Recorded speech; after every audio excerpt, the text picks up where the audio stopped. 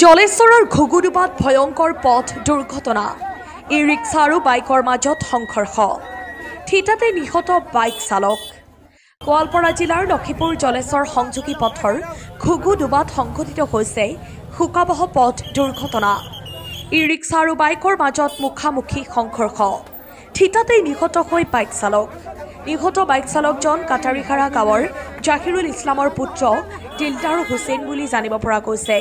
ঘটনাস্থলীত জলেশ্বৰ আৰক্ষী উপস্থিত হৈ মৃতদেহ উদ্ধাৰ কৰি মৰণোত্তৰ পৰীক্ষাৰ বাবে গোৱালপাৰাৰ শ্বহীদ নিধানুৰাম ৰাজবংশী অসামৰিক চিকিৎসালয়লৈ প্ৰেৰণ কৰে।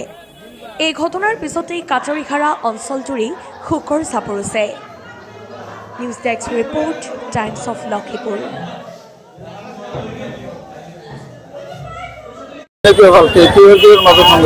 এক্সিডেন্টটো মানে বাইকটো মানে জলেশ্বৰ ফালৰ পৰা যাই আছে আর টেম্পুখন লক্ষীপুরের ভালো করা আহি আছে।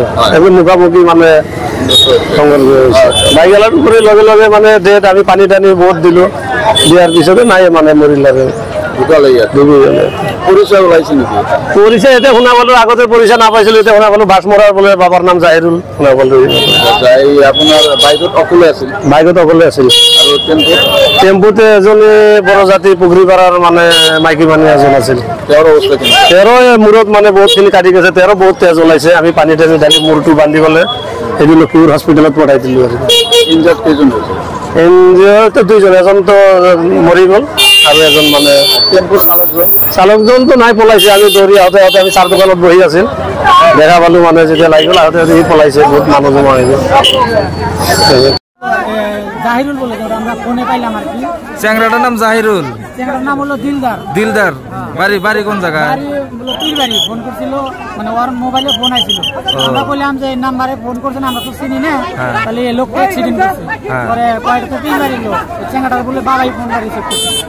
পরে বলে আসতে চ্যাংরাটার নাম দিলদার। হ্যাঁ, এনে তুরু কলারে দিলবার লেহর যে উনি ওনা বললো যে দিলদার। ও তো যাই হোক।